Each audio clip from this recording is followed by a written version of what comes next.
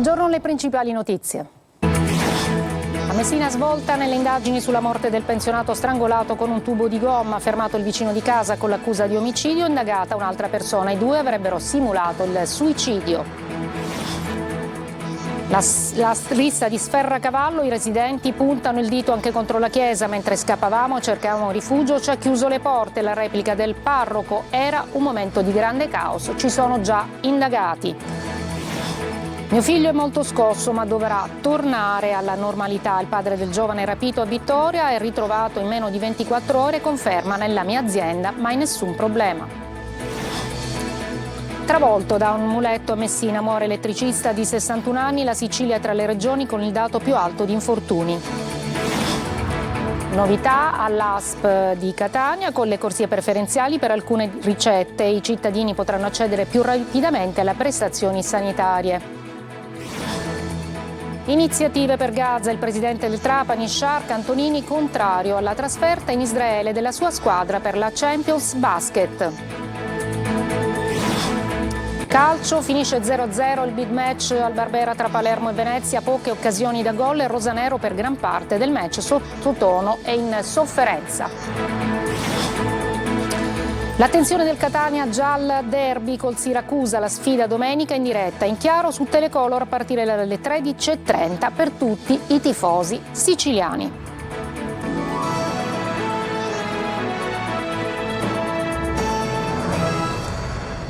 Buongiorno, eccoci, benvenute e benvenuti a questa edizione del mattino del nostro telegiornale. Sembrava un suicidio, ma a strangolare con una pompa di un uomo a Messina sarebbero stati due uomini che poi hanno fatto una messiscena. Francesco Triolo. Un suicidio inscenato, quello del 73enne Mario Molinaro, trovato senza vita sabato scorso in una delle casette di Fondo Saccà a Messina. Almeno questa è l'ipotesi a cui sono arrivati gli investigatori dopo 2 giorni di indagini e interrogatori. Per la morte dell'uomo c'è un fermato, un vicino di casa, con l'accusa già formalizzata di omicidio, e c'è anche un altro indagato. Per lui c'è l'ipotesi del favoreggiamento.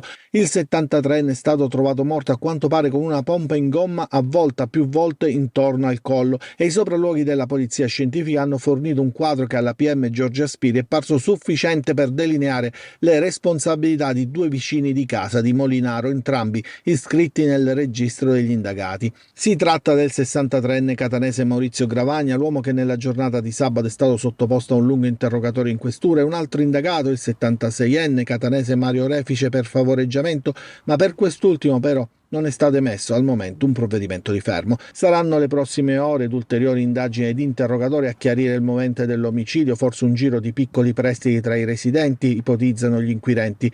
Le case di Fondo Saccà, un tempo baraccopoli, da anni vedono un piano di rigenerazione urbana con progetti pilota di recupero per soggetti che hanno avuto problemi con la giustizia o soffrono di disturbi mentali e sono in cura.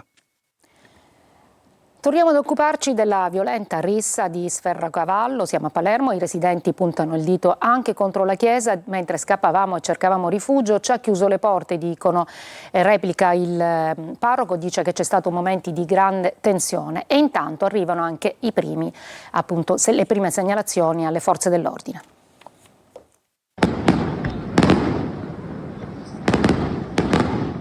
I fuochi d'artificio hanno calato il sipario sulla festa di Sferracavallo a Palermo, una festa rovinata dalla rissa scoppiata domenica sera e che ha portato al ferimento di alcuni giovani e di una donna incinta colpita di striscio da un proiettile. Sparatoria che però sarebbe avvenuta in un altro quartiere di Palermo, la Marinella, e non a Sferracavallo, durante la celebrazione di San Cosme e Damiano, protettori della borgata. Poco cambia, ancora una volta la violenza e le armi vengono sfoderate come giocattoli da chi vive la realtà come fosse una serie TV. E c'è chi a Sferracavallo dice: mentre tutti scappavamo e cercavamo rifugio, la chiesa ha chiuso le porte per non farci entrare. Evidentemente proprio in quel momento così concitato è chiaro che non c'era più l'autocontrollo, si correva a destra e a manca. Tra l'altro le forze dell'ordine ci hanno detto anche di non aprire la chiesa, di evitare rischi, perché questi qua non sapevano dove stavano, insomma. La feroce rissa di Sfera Cavallo accende nuovamente la spia sull'emergenza sicurezza a Palermo. Sindacati e non solo alzano nuovamente la voce sulla facilità di reperire armi da parte dei giovanissimi. E poi, ancora una volta, la poca presenza delle forze dell'ordine, un po' come è successo a Monreale 5 mesi fa.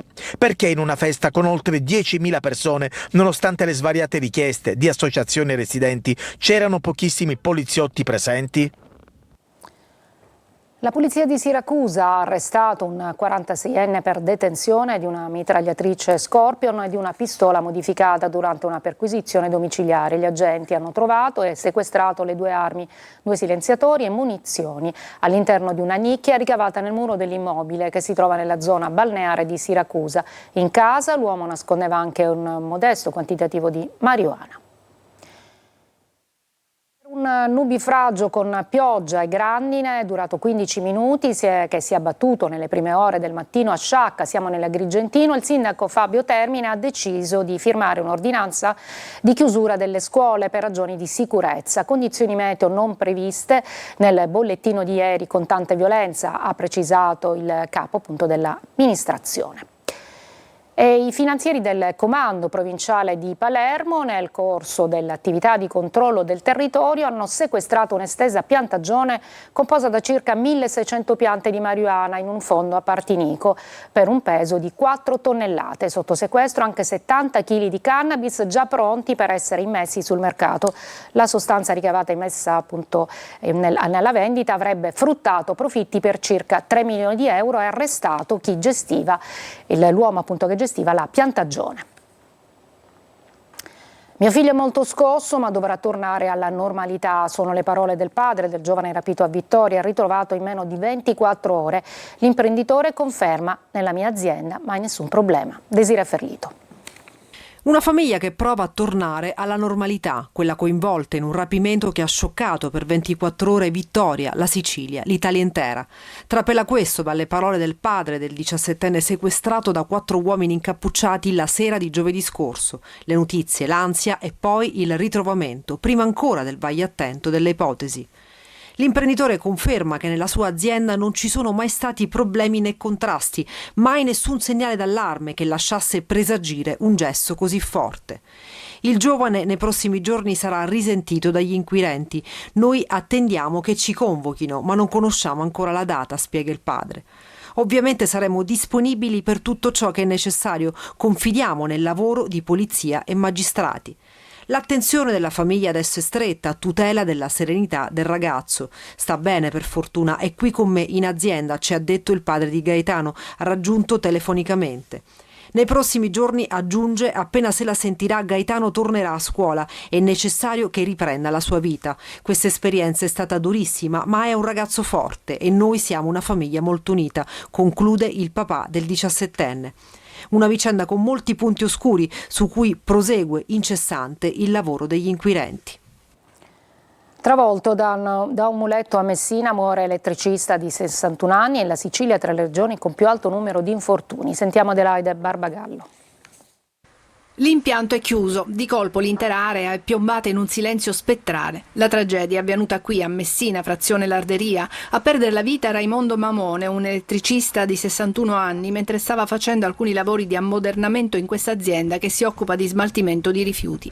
Secondo la ricostruzione della polizia, l'uomo, stimato professionista, titolare di una ditta individuale, è stato travolto da un muletto. Chi lo guidava non si è accorto della sua presenza. La procura di Messina ha aperto un'inchiesta.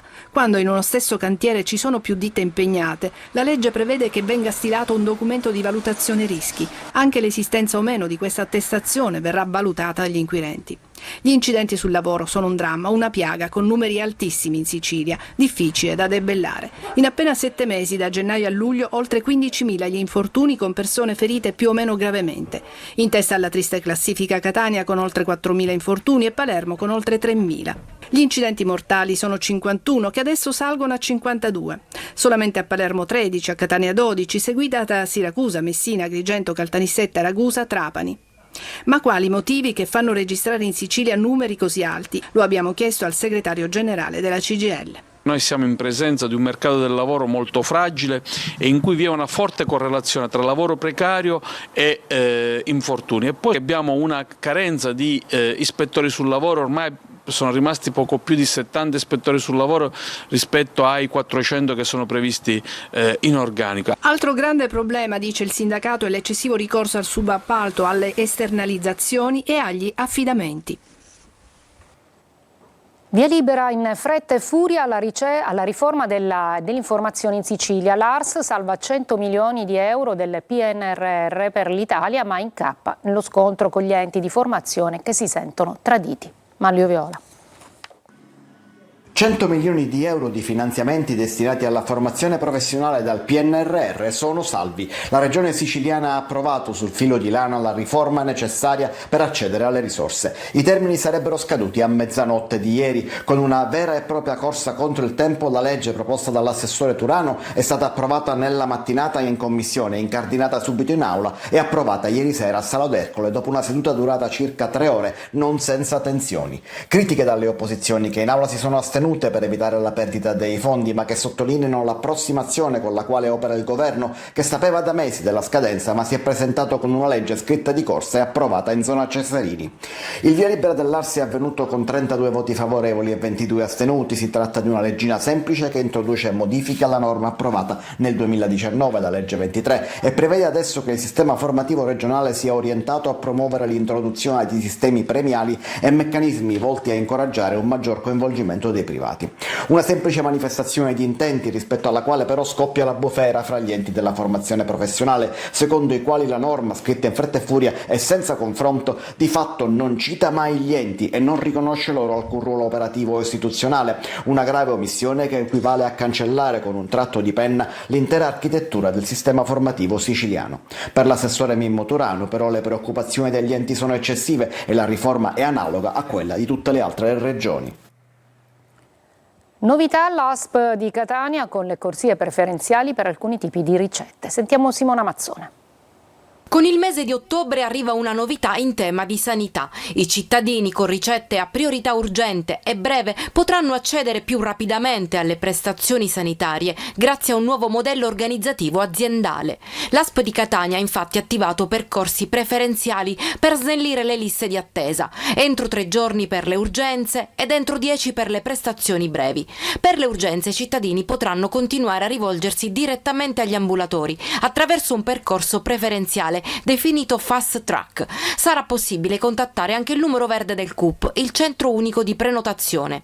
Stesso numero per le prestazioni con priorità B. A rispondere sarà un operatore incaricato di fissare l'appuntamento entro i tempi previsti e verificare l'appropriatezza della prescrizione. L'azienda ha anche istituito un back office dedicato a supporto della gestione dei flussi e delle attività di prenotazione. Sul sito dell'ASP di Catania è disponibile l'elenco aggiornato dei punti aziendali che si occupano del servizio. Un nuovo sistema, così come prevede la circolare dell'assessorato regionale alla sanità, che istituisce percorsi dedicati per tutti i pazienti con prescrizioni prioritarie, assicurando rapidità ed equità di accesso. Al momento, fa sapere l'azienda etnea, non sarà possibile utilizzare la piattaforma ASP con te. A Palermo concessi gli arresti domiciliari ai 2 protagonisti del nuovo scandalo sanità all'ASP. Lupo e Cerrito hanno ammesso i regali, ma negando che possano essere definite tangenti. Manlio Viola. Sono stati convalidati gli arresti in flagranza di Mario Lupo e Francesco Cerrito, rispettivamente commercialista rappresentante delle associazioni di assistenza Samot e Adi24 e dirigente dell'ASP di Palermo. Ad entrambi però, contrariamente alla richiesta dei pubblici ministeri, sono stati concessi gli arresti domiciliari. Questo perché Lupo si è immediatamente dimesso da ogni incarico nelle 2 società ed entrambi hanno ammesso i regali contestati. Lupo e Cerrito sono stati arrestati mentre il commercialista consegnava al funzionario dell'ASP una bomboniera all'interno della quale c'erano nascosti 2.000 euro in contanti. Lo stesso Lupo ha ammesso di aver fatto regali in denaro per 5 o 6 volte per ringraziare Cerrito per la puntualità dei pagamenti. Cerrito a sua volta ha ammesso i regali, ma negando che si tratti di tangenti e sostenendo che tutti i mandati di pagamento sono regolari. Per Cerrito le regalie sono legittime anche in base al regolamento dell'azienda sanitaria, che ammette appunto i regali in occasione di feste e ricorrenze, ma i regali stessi ammessi sono di piccola entità e mai in contanti. Per l'accusa invece non solo le tangenti vanno ben inoltre i regali ammessi, ma ci sarebbe la prova di un patto corruttivo. Lupo e Cerrito sono seguiti e intercettati da un anno dalla squadra mobile di Palermo, che è in possesso di telefonate nelle quali il funzionario avverte di controlli in arrivo o irregolarità riscontrate da sanare prima della contestazione. Ma fra ammissioni e dimissioni per il GIP sono comunque venute meno le esigenze di custodia cautelare in carcere. L'antimafia aprirà un fascicolo sulle presunte infiltrazioni mafiose nei lidi balneari dell'isola. Roberta Lunghi. Il faro dell'antimafia regionale sulle presunte infiltrazioni mafiose nella gestione di uno stabilimento balneare in concessione demaniale a Mondello, denunciate da Ismaele Lavardera, deputato regionale e leader di Controcorrente, sfocia nell'apertura formale di un'inchiesta a tutto tondo sui lidi dell'isola. Lo comunica in una nota Lavardera subito dopo l'audizione in commissione presieduta da Antonello Cracolici. Il deputato si dice soddisfatto perché rassicurato sul fatto che la battaglia che sembrava solo sua oggi invece alla luce dell'audizione diventa anche quella dell'antimafia. Il tutto nelle ore seguenti, la denuncia di Lavardera alla polizia dopo la minaccia ricevuta attraverso un messaggio inviato a Giuseppe Piraino, imprenditore di Palermo, che ha denunciato il pizzo e fatto arrestare alcuni mafiosi di Borgo Vecchio. Tu e Lavardera dovete morire, era il testo del messaggio. In una nota il presidente Cracolici comunica la decisione di convocare il dirigente generale del Dipartimento Ambiente della Regione, Calogero Beringhelli, perché riferisca sulle procedure di assegnazione delle concessioni balneari. Nessuna offerta è arrivata alla Regione allo scadere del termine per la riqualificazione e la gestione degli impianti termali di Acireale in provincia di Catania e di Sciacca nell'Agrigentino. Non demordiamo, dice il presidente Schifani, gli uffici sono già al lavoro per predisporre nuovi bandi che possano essere più attrattivi per gli operatori economici privati. Breve pausa e poi iniziative pro Gaza.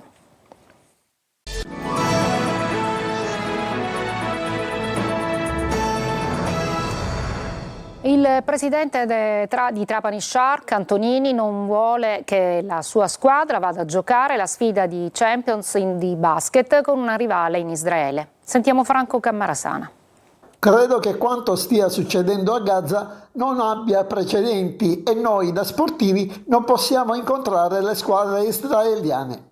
Così come è stato fatto per le squadre russe, anche quelle israeliane pertanto devono essere escluse dalle competizioni europee. La richiesta annunciata dal presidente della Trapani Shark, Valerio Antonini, per certi versi dirompente e appoggiata sembra da altre società italiane di Serie A, sta costringendo in queste ore ad una riflessione la Federazione Internazionale di Pallacanestro.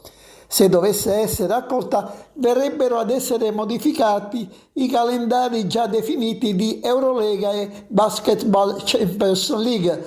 A quest'ultima competizione parteciperà per la prima volta la Trapani Shark, classificatasi seconda nella semifinale scudetto della scorsa stagione. La squadra siciliana dovrebbe incontrare in trasferta il 28 ottobre gli israeliani del Bnei Herzliya, ma a questo punto rimane tutto in sospeso. Antonini comunque sembra deciso a non mandare la squadra a Granata in Israele. Insieme per Gaza, oltre 2000 persone hanno manifestato a Piazza Armerina per chiedere la fine della guerra. Veronica Barbarino. Oltre 2000 persone insieme per Gaza, per le vie di Piazza Armerina. Ieri sera scuole, associazioni, istituzioni e società civile in marcia tra momenti di silenzio in memoria delle vittime e momenti di rumore e slogan come segno di indignazione e richiesta di giustizia. Siamo a Piazza Armerina, diverse centinaia di persone per dire no alla guerra in Palestina, per manifestare a favore dei bambini di Gaza che ogni giorno perdono la vita a causa dei bombardamenti. Tutti insieme, società civile, comunità di migranti, per gridare no alla guerra. A margine dell'iniziativa, le associazioni promotrici hanno inviato una lettera all'ambasciatore israeliano in Italia, esprimendo dolore e indignazione per quanto sta accadendo a Gaza e denunciando la spirale di violenza che sta causando migliaia di vittime innocenti, soprattutto bambini. Breve pausa, la pagina dello sport con il calcio, il Palermo che ha pareggiato al Barbera col Venezia e il Catania si prepara al derby di domenica contro il Siracusa.